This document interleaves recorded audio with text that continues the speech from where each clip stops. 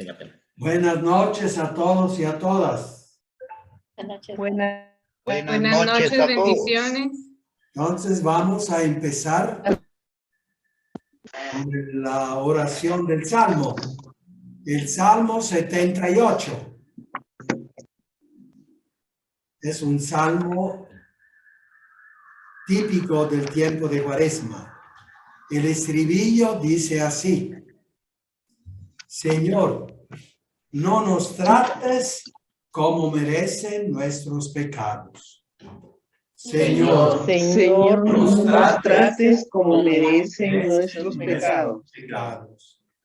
No recuerdes contra nosotros las culpas de nuestros padres. Que tu compasión nos alcance pronto, pues estamos agotados. Señor, no nos trates como merecen nuestros pecados. Socórrenos, Dios, Salvador nuestro, por el honor de tu nombre. Líbranos y perdona nuestros pecados a causa de tu nombre. Señor, no nos trates como merecen nuestros pecados. Llegue a tu presencia el gemido del cautivo. Con tu brazo poderoso, salva a los condenados a muerte. Señor, no nos trates como merecen nuestros pecados. Mientras nosotros, pueblo tuyo, ovejas de tu rebaño, te daremos gracias siempre. Contaremos tus alabanzas de generación en generación. Señor, no nos trates como merecen nuestros pecados. Gloria al Padre, y al Hijo, y al Espíritu Santo. como era Como era en el principio, ahora y siempre, por los siglos. Amén. Señor, no nos trates como merecen nuestros pecados. Todos bien, todas bien. ¿Listos, listas? Listos. Sí, Fray. Bien. Estamos Vamos listos. a recordar algo de la lección pasada, que fue la lección 7, titulada Lugares y fechas de producción de la Biblia. Por eso Carlos va a poner allí la cuenca del Mediterráneo, donde están los lugares donde se escribió la Biblia. Desde Alejandría de Egipto, Turquía, luego subiendo Grecia, las cartas de San Pablo, hasta Roma, carta de San Pablo, y la costa, bueno, es Egipto, ¿verdad? Egipto, Alejandría de Egipto, y algo de la costa de África. Bien. ¿Cuándo se escribió la Biblia? Digamos, unos 30 años. Bueno, el Antiguo Testamento se escribió en torno al 1000. Aunque hablan de Abraham, que es del 1800 años antes de Cristo, pero ahí empezó los hechos, luego vinieron las tradiciones, se formaron las tradiciones, vinieron algunos escritos y finalmente en el año 1000 antes de Cristo, al tiempo de David, alguien, un escritor, reunió todo y tenemos los libros del Pentateuco, los 5 libros: Génesis, Éxodo, Levítico, Números y ¿qué? Éxodo, Levítico, bueno, Génesis. el Génesis, Éxodo, Levítico, Números Deuteronomio. y el Éxodo. No, sí, Deuteronomio. sí. Y recordemos, la Biblia enseña cómo se va al cielo, no cómo está hecho el cielo. La Biblia no enseña la ciencia, enseña, qué decir, la ética, la fe, el contenido de la fe, el contenido religioso, Yahvé y todo lo que sirve para contactarse con Yahvé, rezarle, observar su ley, etc. Enseña cómo se va al cielo, no cómo está hecho el cielo. La ciencia, cómo está hecho el cielo, lo dirá la ciencia. Lo dirá la ciencia. Y lo está diciendo todavía con estas sondas espaciales que van y descubren tantas cosas. Eso, la ciencia nos está diciendo cómo está hecho el cielo.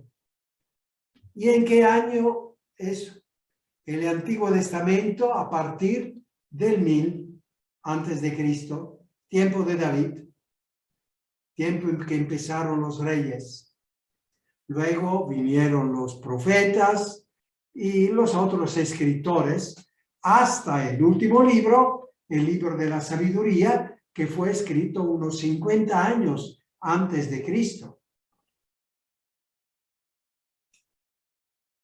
Y el Nuevo Testamento empezó a ser escrito 30 años después de Cristo, los evangelios. Y luego los apóstoles, las cartas de San Pablo, hasta el 100 años del tiempo de Cristo y algunos años después, hasta que duraron los apóstoles. Eso. Un libro para ser inspirado debe de venir de los apóstoles o los discípulos mientras vivían los apóstoles, que recoge las enseñanzas de los apóstoles. Testigos oculares vieron con sus ojos, oyeron con su oído lo que hacía y decía Cristo. Esa es la base que planta nuestra fe. Nuestra fe se fundamenta sobre los acontecimientos acaecidos en el tiempo de Jesús, testimoniado por los apóstoles y al tiempo de los apóstoles. La iglesia apostólica, como se dice. Y los apóstoles escribieron recogiendo lo que habían dicho, enseñado a las comunidades, y recogieron también la reacción de las comunidades, cómo las comunidades iban comprendiendo sus enseñanzas. Entonces, esto es muy importante. No es una conferencia que un apóstol hizo, una rueda de prensa y luego se escribió eso. No, eso no tiene toda la fuerza que tiene todo lo que había dicho los apóstoles y cómo los cristianos habían reaccionado entre ellos, cómo habían comentado y cómo habían recogido todo lo que los apóstoles habían dicho. Muy importante, las comunidades.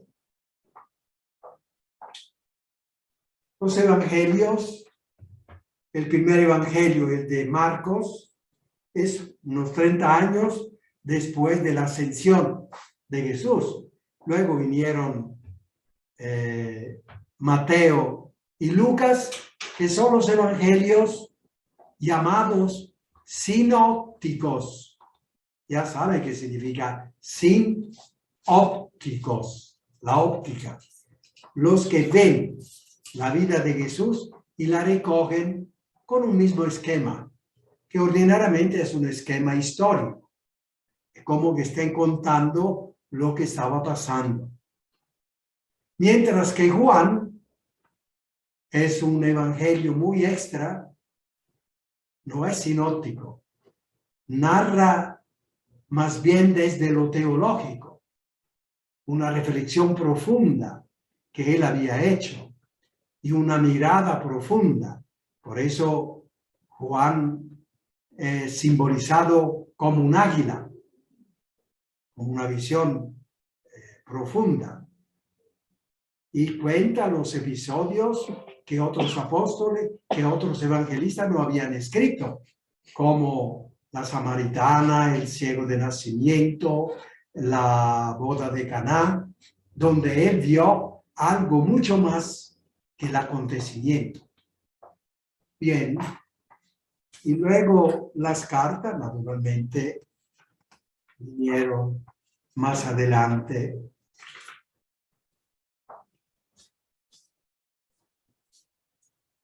Bien, ahora hay una cosa especial. Aquí Carlito les va a presentar brevemente todo el curso, el primer curso, para que ustedes se orienten mejor. Ahora que ya lo van a tener, ya la próxima semana ya terminamos el curso. Entonces, la palabra a Carlos.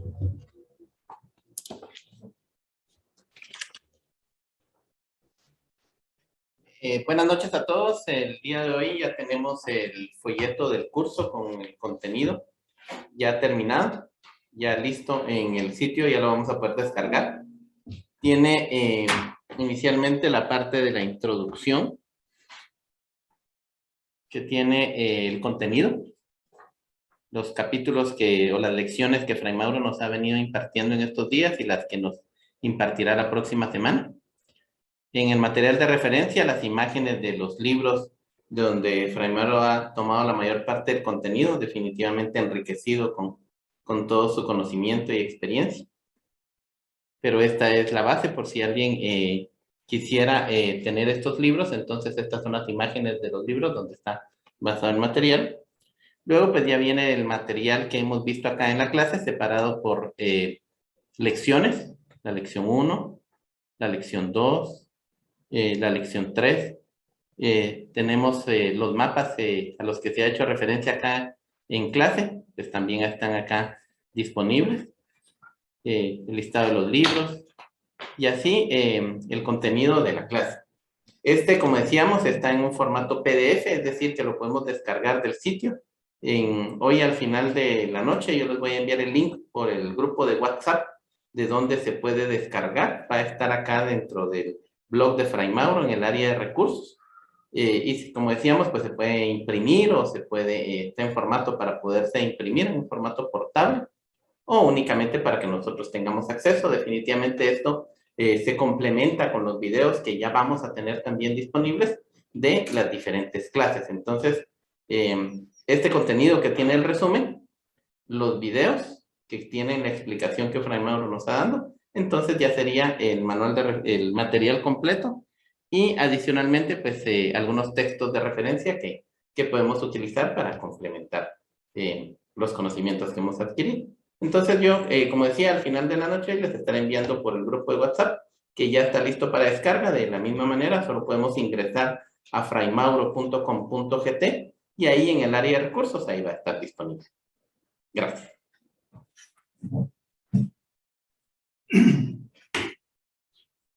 ¿Alguna preguntita de aclaración? Todo claro. Muy bien. Vamos con la lección número 8. Que empezaron la vez pasada, empezamos y ahora la terminamos.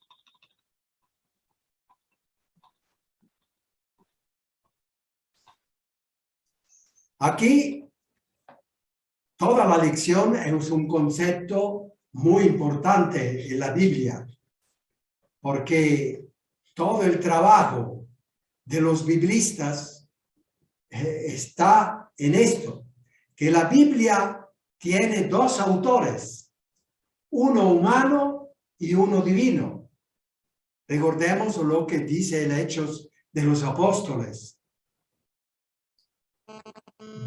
Dios nos ha hablado a través de tantos autores.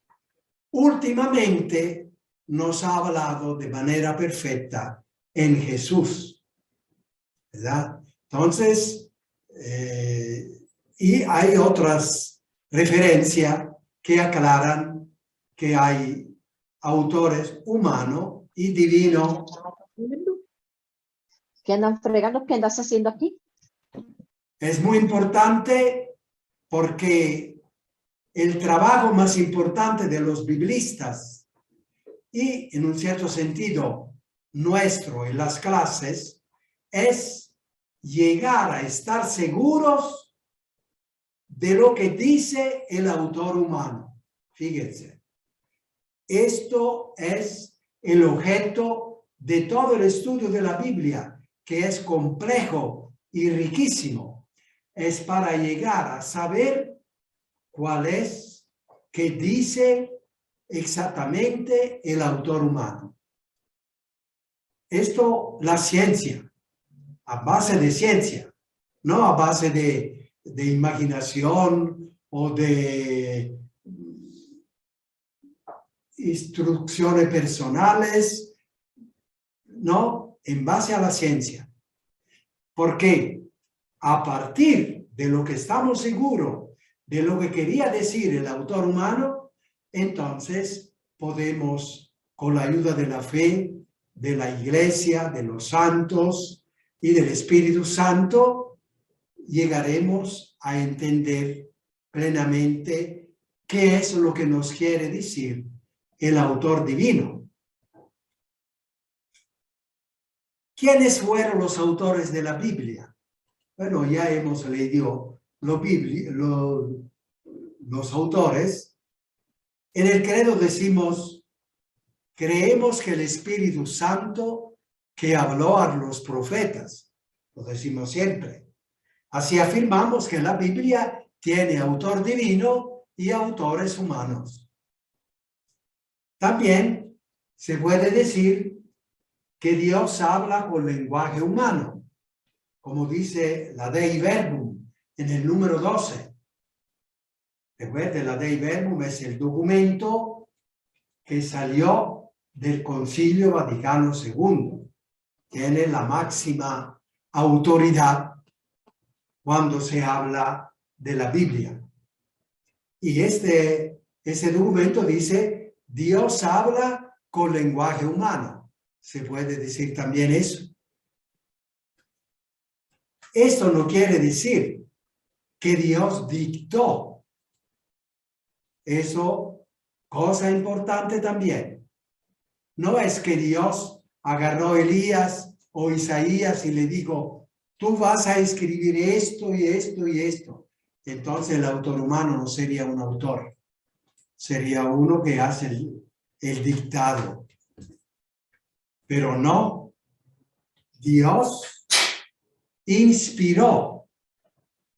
Significa, dijo a los autores, enseñan a la humanidad esto y esto y esto, pero enséñelo a su manera, enséñelo como usted, con los medios de ustedes, enséñelo como ustedes pueden hacer lo mejor que puedan, porque la gente puede entender.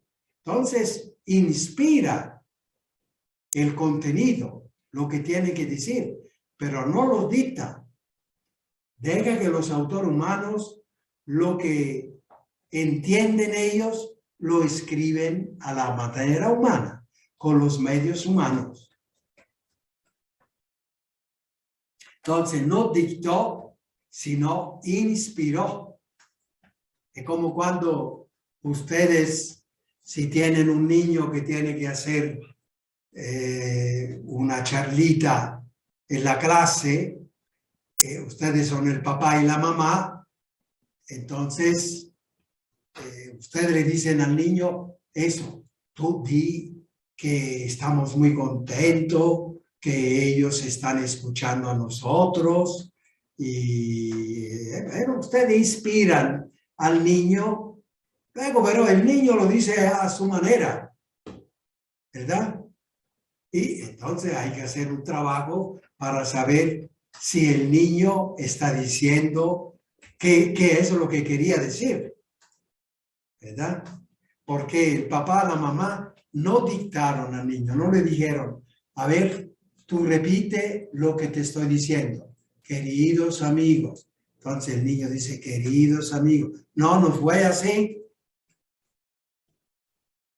La Biblia se elaboró en este mundo y es el resultado de la colaboración de muchas personas.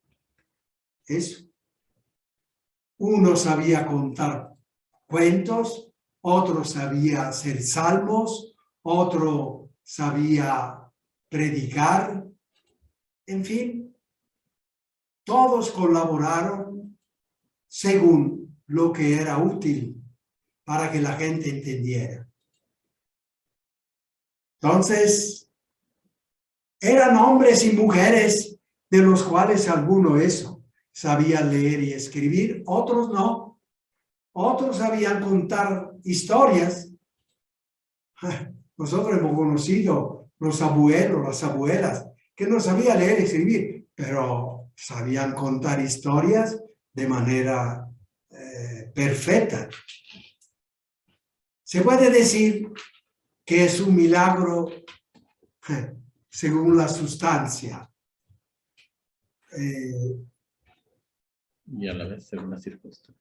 No según la sustancia, sino, o algunos según la sustancia, pero la mayor parte según las circunstancias. O sea, los hechos que ellos narraban, a veces lo imaginaban ellos, como es el caso de Job, que es un autor que quiere hablar, que quiere enseñar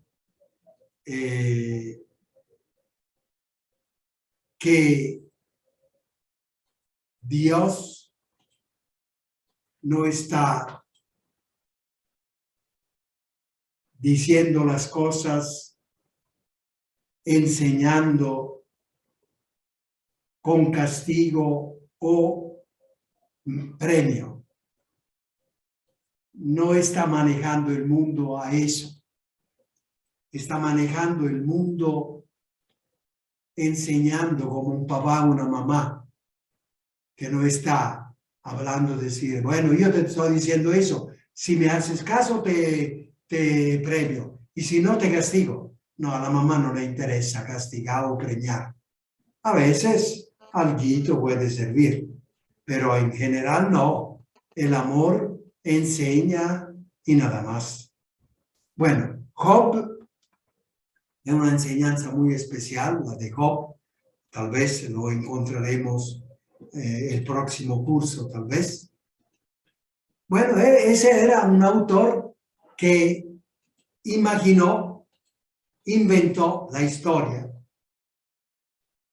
Pero en general es un milagro según la circunstancia, o sea, recogiendo aquí, allá, acontecimiento que sucede, eso.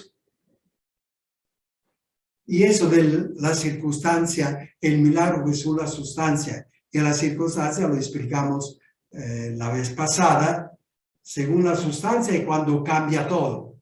Si a uno se le rompe una pierna y de repente esa pierna se sana en segundos, bueno, eso es según la circunstancia, según la sustancia.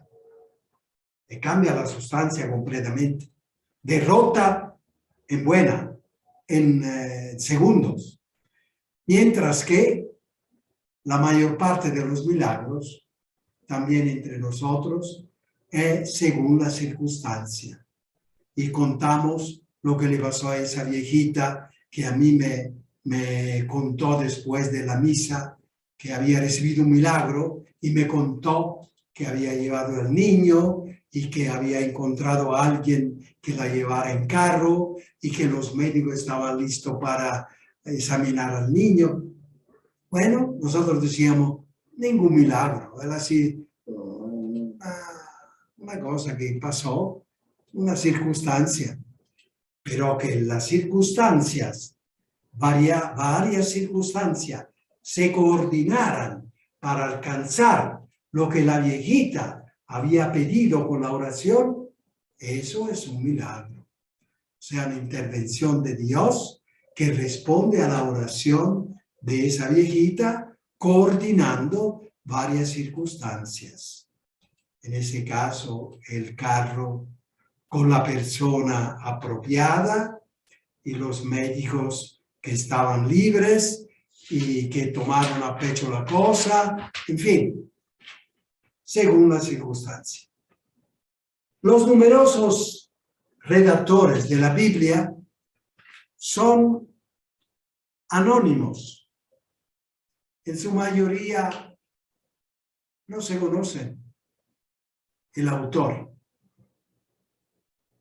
Y se le da un nombre según lo que conviene, o escrito, o el libro de Isaías,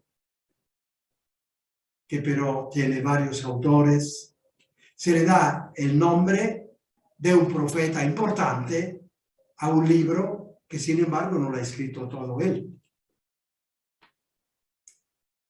Para que los creyentes fueran atraídos y entendieran que lo que está escrito en ese libro, aunque no lo haya escrito todo ese autor, pero habla con esa mentalidad y habla de un acontecimiento o de una enseñanza totalmente coordinada. La Biblia es el resultado del amor gratuito de Dios y también del esfuerzo del pueblo que camina y lucha. Eso.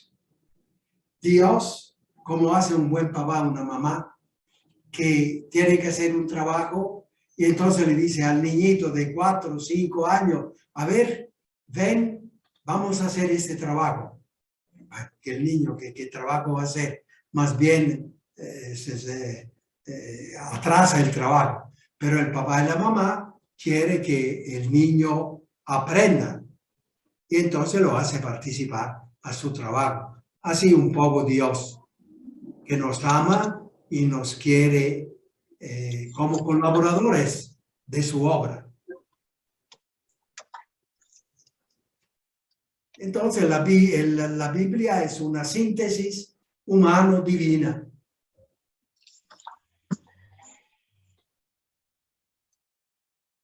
Ahora, si los autores son inspirados, como creemos firmemente, sobre la palabra de Jesús, entonces la Biblia es diferente de cualquier otro libro. Es lógico, es lógico. Cualquier otro libro es solo autor humano. Mientras que aquí la inspiración es de Dios y por lo tanto es completamente diferente de todos los demás libros. Ahora, aquí entramos en un concepto central de la Biblia. Eso, respiren hondo y prepárense. Porque vamos a decir qué es la inspiración. Decir que los libros son inspirados. ¿Qué queremos decir? Algo hemos dicho, pero ahora lo vamos a decir con más claridad. Eso. El Vaticano II en ese en ese número 11 de ese documento Dei Verbum, dice qué es la inspiración. Voy a leer el párrafo. Número 2, 11. En la composición de los libros sagrados, Dios se valió de personas elegidas que usaban de todas las facultades y talentos. Uno poeta, uno escritor, narrador de historia. De este modo, obrando Dios en ellos, inspirando, y por ellos, como verdaderos autores, pusieron por escrito todo y solo lo que Dios quería. Aquí está la fuerza. Inspirando a los escritores, ellos escribieron todo y solo lo que Dios quería. Eso. Aquí está toda la fuerza de la inspiración. Ahí encontramos lo que Dios quiere que hagamos, que entendamos y que hagamos.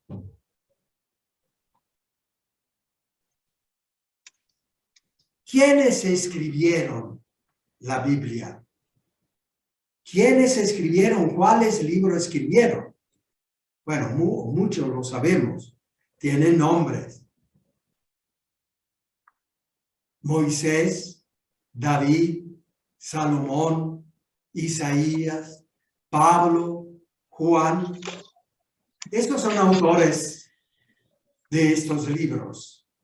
Sin embargo, también en la Biblia se llaman autores honoríficos.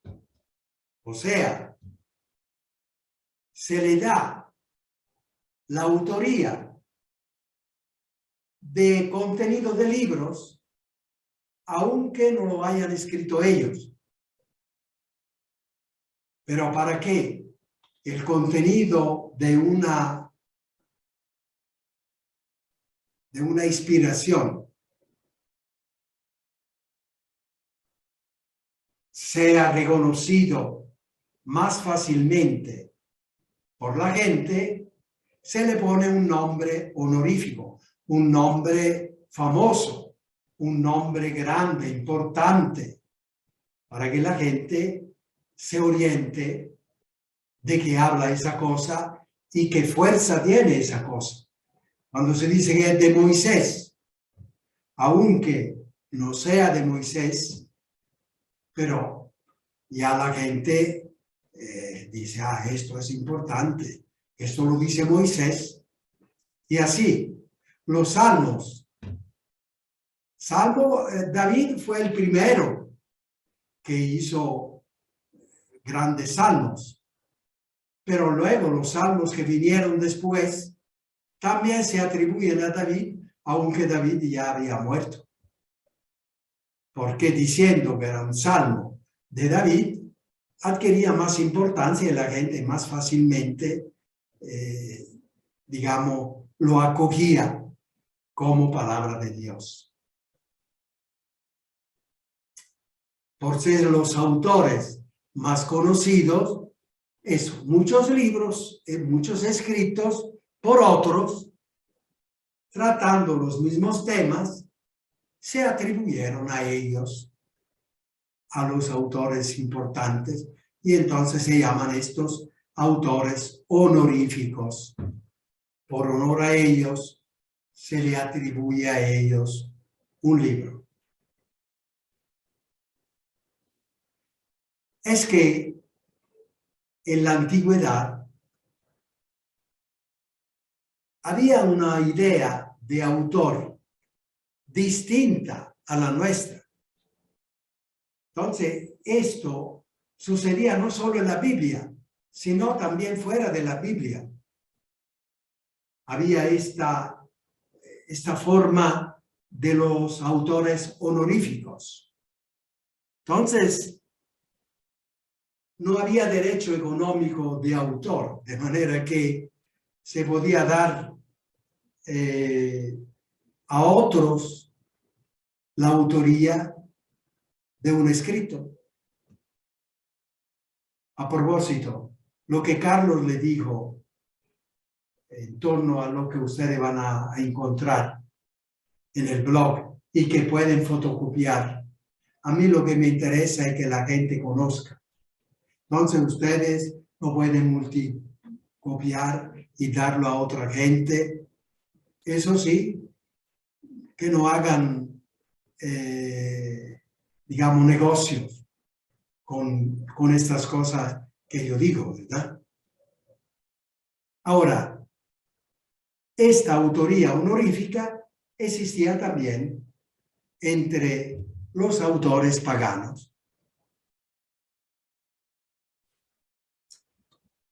Con eso la Biblia nos enseña que esos libros tienen la siguiente garantía. Dado a estos autores honoríficos, tienen garantías. La primera garantía es que son palabras de Dios. Moisés no va a decir cualquier cosa. Elías no va a decir cualquier cosa. Isaías no va a decir cualquier cosa. ¿Verdad? Entonces, Pablo no va a decir cualquier cosa.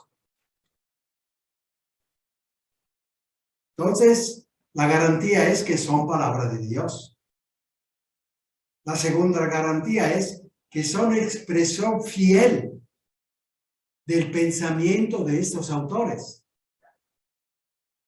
Se atribuyen a ellos porque precisamente hay una sintonía de mensaje.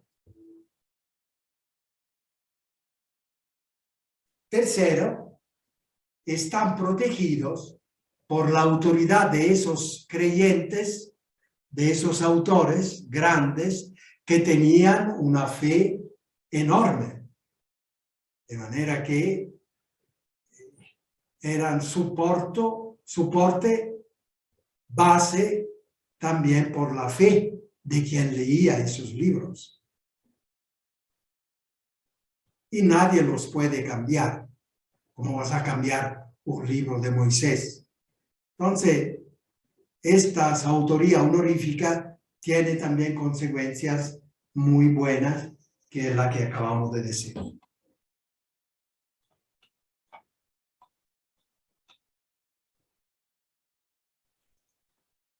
¿Qué tuvo que ver el pueblo pobre con la composición de la Biblia?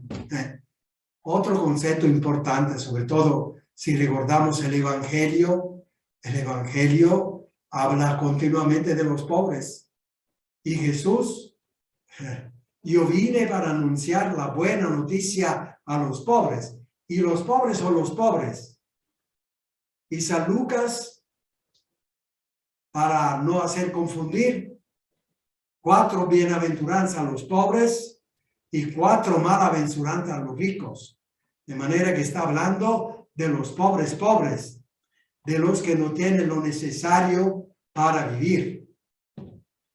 Luego, habrá la interpretación de que también Jesús habla de los pobres, del espíritu de los pobres, pero siempre de pobres. Y el espíritu de los pobres, lo encontraremos alguna otra vez, es el espíritu de aquellos que aprendieron a hacer lo mejor que tiene el pobre, que es el compartir lo que tiene. Lo que aprendieron los desterrados en Babilonia.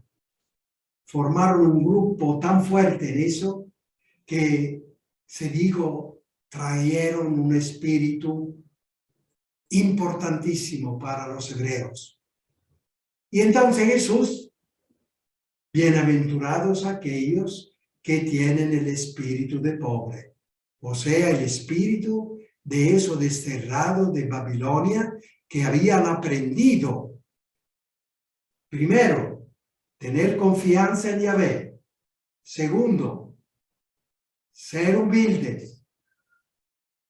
Tercero, ser solidario entre ellos. Estas tres virtudes, que son ordinariamente las virtudes de los pobres que faltan de lo necesario, esas tres virtudes formaron un núcleo en esto desterrado de Babilonia, que regresando fueron tremendos, fuertes. Y se hablaba de ellos como los pobres de Yahvé, los Anabim. En Jesús hace referencia a este espíritu, de esto, cuando en el Evangelio dice, bienaventurados aquellos que tienen el espíritu de pobre.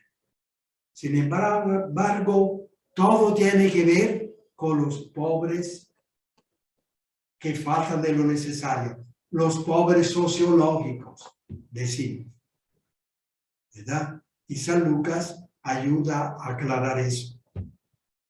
Y Jesús que dice, yo vine para anunciar la buena noticia a los pobres, ¿verdad? Entonces, los religiosos que hablamos de pobreza, estamos hablando de pobreza evangélica, no de pobreza sociológica. Y el evangélica es lo del espíritu de pobre.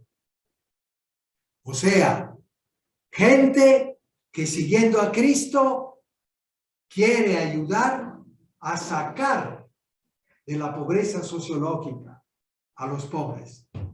Porque la pobreza sociológica es mala, es un pecado del egoísmo. Entonces, los religiosos, los frailes, que hacen voto de pobreza, no es el voto de faltar de lo necesario. Ni Jesús hizo ese voto. Jesús no faltaba de lo necesario, solo lo necesario. Pero nos comprometemos a vivir, a predicar, de tal manera que ayudamos a sacar de la pobreza sociológica a los pobres que faltan de lo necesario y lleguen a tener lo necesario. En este tipo de mundo donde rige otra forma de pensar, ¿qué me importa de los que faltan de lo necesario? O confunden, hablan, engañan. No. Se puede decir, la tarea primera del religioso. Que lo entendamos nosotros los religiosos. Y yo diría la tarea primera del cristiano, que quiera seguir verdaderamente a Cristo, porque esa fue la primera tarea de Jesús. Sacar de la pobreza, fruto del pecado, a la humanidad. Bueno, no sé si se ha entendido el conjunto, yo espero que sí. Dios reveló las cosas de su reino a los pequeños y pobres. ¿Verdad? Las bienaventuranzas, bienaventurados los pobres, de ellos es el reino de los cielos. Allí se parte de las virtudes que ordinariamente tienen los pobres sociológicos, siguiendo por el espíritu que enseñaron, el espíritu de pobre que enseñaron los desterrados en Babilonia, y los pobres de los religiosos, las religiosas. De ahí que los pobres, conscientes y sensibles, sean los intérpretes privilegiados y legítimos de la Escritura. Fueron prácticamente el ambiente donde se escribió la Biblia. Fueron prácticamente los a los cuales se orientaba la Biblia. A ellos era la buena noticia. Y si leemos Isaías, Amós, están en eso. Sacar de la pobreza sociológica, de la falta de lo necesario, a los pobres. Y hay página tremenda, fuertísima. Amós 8, había que leerla. Amós 8. Entonces, ¿qué tienen que ver los pobres en la Biblia? La parte, son los protagonistas, eso. Son los protagonistas de la Biblia. A partir de ellos, junto con ellos, que logran llegar a tener lo necesario y mantienen el espíritu de los Anabim, de los pobres de Yahvé, y luego enseñan a los demás. Por eso los religiosos, la religiosa, si hacen bien su trabajo, son, como decía Pablo VI, son la avanzadilla de la misión evangélica. Son la avanzadilla de la misión evangélica.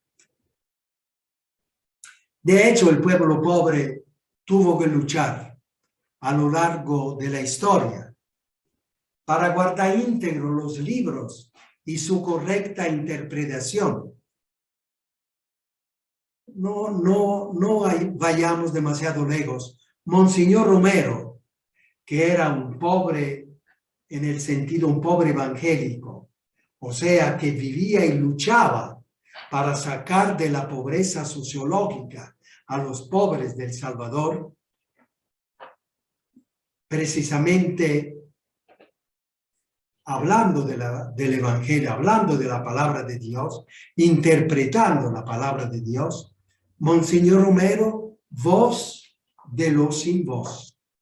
Los pobres que ni sabían leer y escribir. Él era voz de los sin voz.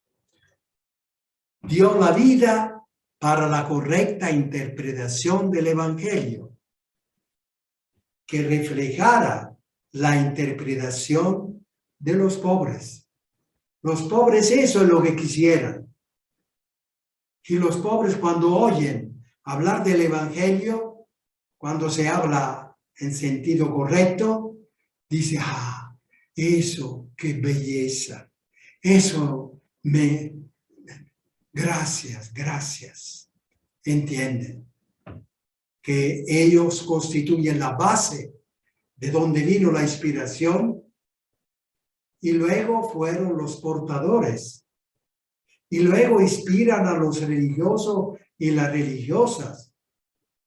Los religiosos y las religiosas serán cada vez más ellos verdaderamente consagrados al Señor en la medida que escuchan lo que los pobres necesitan, quieren, quisieran decir, que pero no tienen la capacidad de decirlo.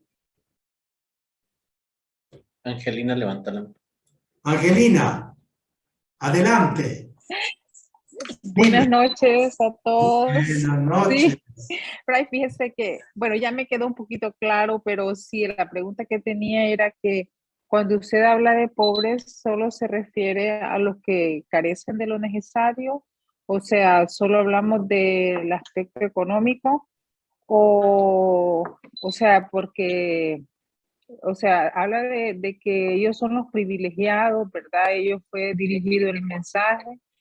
Y entonces, pero solo los pobres que carecen de lo necesario, ¿habla usted? Yo diría, ellos son los primeros que se entienden. Lo que se debe de entender de la inspiración de la Sagrada Escritura, primero los pobres sociológicos. Primero. Luego viene el espíritu de los desterrados en Babilonia, que tiene que servir a aquellos que no falta de lo necesario, que no son pobres sociológicos, y que tienen que saber que tienen que, en primer lugar, preocuparse de los pobres que faltan de lo necesario. Entonces, son dos categorías a las cuales la Biblia está dirigida. La inspiración de Dios está dirigida. Dos categorías. La primera categoría en importancia son los pobres sociológicos, los que faltan de lo necesario. Con todo lo que hemos dicho, que Los pobres, son ellos que entienden.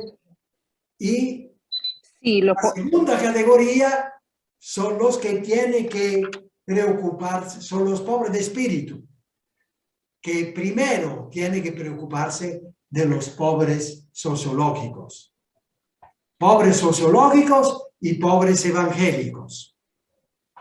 Evangélicos que quieren seguir el evangelio, no los evangélicos con la visión social que tiene, que todo de la prosperidad, que todo lo contrario de lo que estamos diciendo. ¿Ha quedado algo claro? sí, Fray, claro. ¿Verdad? El mensaje va dirigido Los mensajes a los pobres sociológicos. a los pobres, que tienen dos categorías. Preferentemente. Los pobres evangélicos, digo los pobres sociológicos, que son los primeros, ¿verdad? Y luego los pobres evangélicos, que son aquellos, el espíritu de pobre, que son aquellos que como primera preocupación debería de tener la de sacar a los pobres sociológicos de la pobreza sociológica, que es fruto del pecado. ¿Sí? ¿Ahora se entiende? Sí, gracias. Eso. Bien. Si han entendido bien, si no, paciencia, porque yo más que eso no sé decir. Súper claro, Fray. Fray.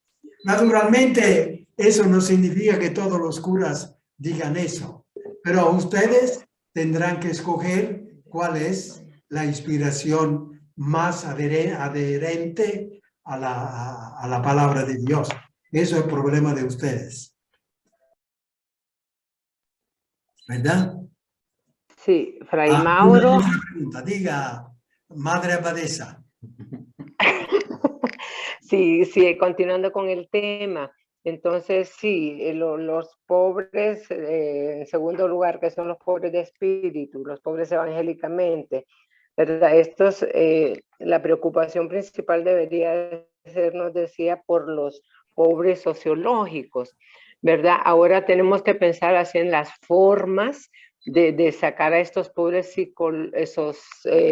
sociológicamente, sacarlos de esa pobreza. Y pensar en este momento yo, por ejemplo, la promoción humana ayuda mucho, que la promoción humana es la que se descuida mucho. Claro. ¿Verdad? Porque si humanamente las personas reconocen su dignidad, la equidad con los demás y todo cambiaría. Claro. Sí, con tal que eso, cada quien luego tiene sus posibilidades, sus capacidades para predicar el evangelio. Pero con tal que la inspiración sea global. O sea, aún aquel que habla que hay que aprender a leer, escribir, la importancia de leer, etcétera, la importancia de conocer la historia, pero que lo ponga dentro del contexto siempre de estas dos categorías. De las dos categorías, sí, claro, porque sí, la promoción humana, el conocimiento de la dignidad, ¿verdad? Y todo, de la integridad y todo eso, tiene que ser humana primero. O sea, primero tenemos que formarnos humanamente, pero sabemos que eso no ocurre, sino que se da de manera así como alterna con todo, sí. ¿verdad? Pero sí, sí me parece a mí, eso no, ¿verdad? La importancia de la promoción humana, que también me parecería, ¿verdad? Que la iglesia debemos todos de preocuparnos por eso también. Sí, y la iglesia ha venido haciendo con sus instituciones, sobre todo las órdenes Sí. religiosas, ha venido haciendo todo ese trabajo. Sí, Pero es sí, importante, cierto. si nosotros vemos la vida de los santos, no hay santo que no se preocupe primero de los pobres sociológicos. Sí, Fray, claro. Muy bien, hemos terminado esta lección. Sí, así 50. Ah, ya hemos terminado también la hora. ¿Qué basta? Monseñor Romero es un ejemplo para nosotros, ¿verdad? Sí. Y él era el defensor precisamente de los pobres. Daba voz a los pobres, es evidente. Y toda su predicación. Y es mártir in odium fidei. Fíjense, la primera vez que Por odio se usa esta expresión por uno que muere de esa forma.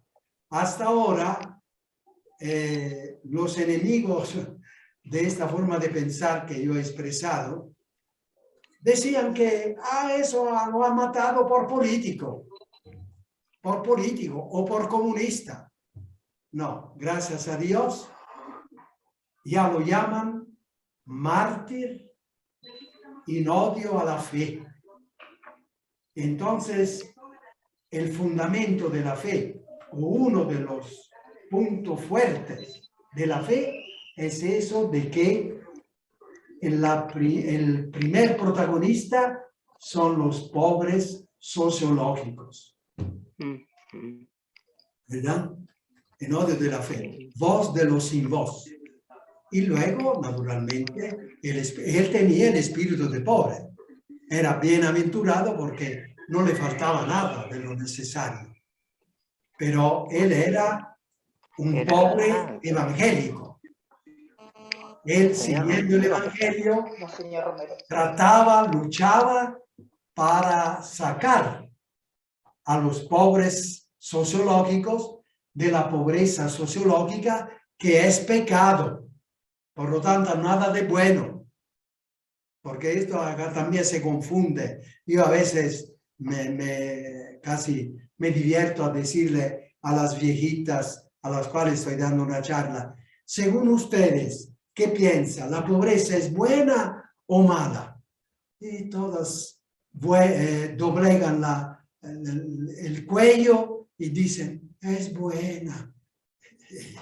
Y yo les digo, no, es mala. Y se asustan. ¿Cómo? La pobreza tan alabada por nuestro Padre San Francisco. Y entonces tengo que hacer esta explicación. La pobreza sociológica es fruto del pecado, de la injusticia, de la paz, del amor, de lo que es reino de Dios.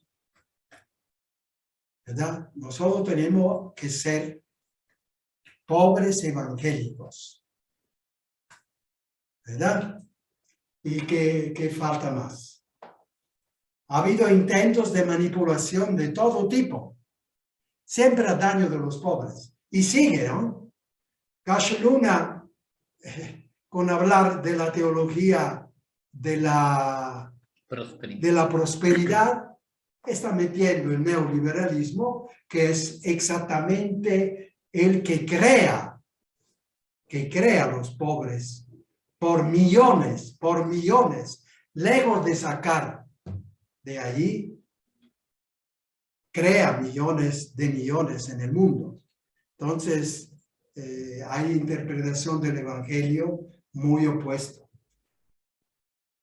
Copias de manuscritos, traducciones, títulos, notas explicativas, interpretación subjetiva de los predicadores, eso. Pueden cambiar la cosa.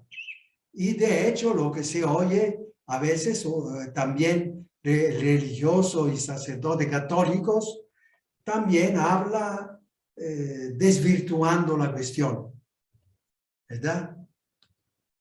Grupos religiosos, académicos. Entendemos aún más la necesidad del magisterio de la Iglesia que vela por la autenticidad de las interpretaciones. Y afortunadamente estamos siempre bien equipados para conocer cuál es la verdadera interpretación del Evangelio. El magisterio de la Iglesia que no va lejos de la verdadera interpretación que acabamos de decir en este campo. Y finalmente, los mártires por defender a los pobres son providenciales. Es Monseñor Romero, Fray Tulio Maruzzo, porque lo mataron.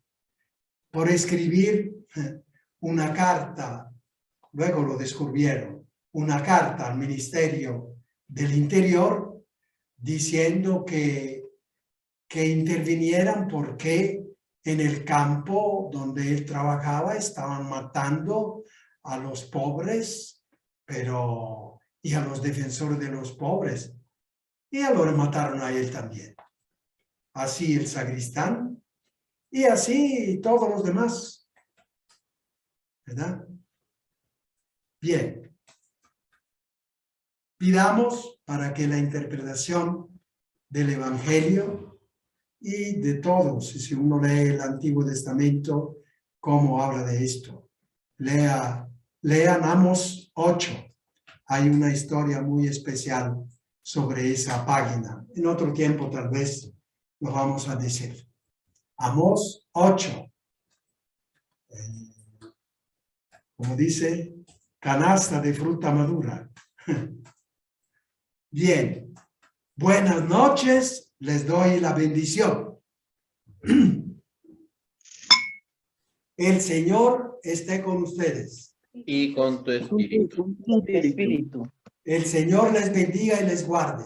Amén. Amén. Amén. Su rostro y tenga misericordia de ustedes. Amén. Amén. Y a ustedes su mirada misericordiosa y les conceda la paz. Amén. Amén. El Señor les bendiga, hermanos y hermanas, en el nombre del Padre, del Hijo Padre, y del Espíritu Santo. Espíritu Amén. Santo. Amén. Buenas noches a todos y a todas.